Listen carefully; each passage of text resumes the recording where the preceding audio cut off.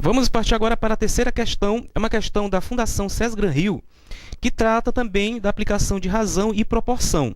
A questão diz: em uma sala de aula, a razão de moças para o número de rapazes é de 5/4. Se o número total de alunos desta turma é de 45 pessoas, caso exista uma festa, quantas moças ficariam sem par? Olha que interessante a questão. Então, a primeira coisa que nós temos sempre que dizer é justamente procurar os dados da questão, né? Vamos ver aqui os dados dessa questão e, em seguida, ver o que ela está pedindo, né? Daí sim poderemos resolvê-la.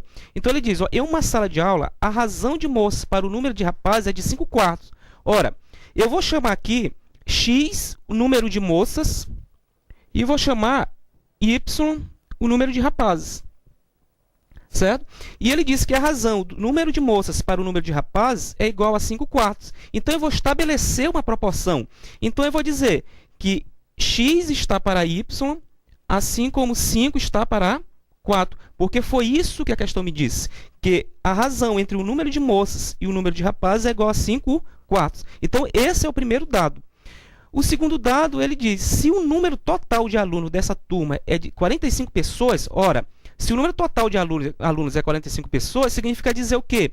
Que x mais y é igual a 45. Então, aqui eu tenho todos os dados da questão. Agora, vamos ver a pergunta. O que ele pergunta? O que ele quer saber? Então, ele diz, caso exista uma festa, quantas moças ficariam sem par? Para eu saber isso, eu tenho que descobrir qual o número de moças e qual o número de rapazes. E eu sei que o número de moças é x, o número de rapazes é y. Então, eu procuro x e y. Então, vamos lá. Nós temos aqui um sistema de equações. No primeiro caso, eu tenho o quê? Uma proporção. No segundo caso, eu tenho o quê? Adição de dois termos, duas variáveis. Então, aqui eu vou aplicar a propriedade fundamental das proporções e, em seguida, substituir na minha equação. Então, aplicando a propriedade fundamental, eu vou ter 4x é igual a 5y, porque o produto dos meios é igual ao produto dos extremos. Aqui eu posso isolar ou o valor de x na questão ou o valor de y e substituir na segunda. Vamos isolar o valor de x. X vai ser igual a 5y dividido por 4. Então, aqui eu tenho o valor de x que eu posso substituir na segunda equação. Então, substituindo, teremos x mais y igual a 45.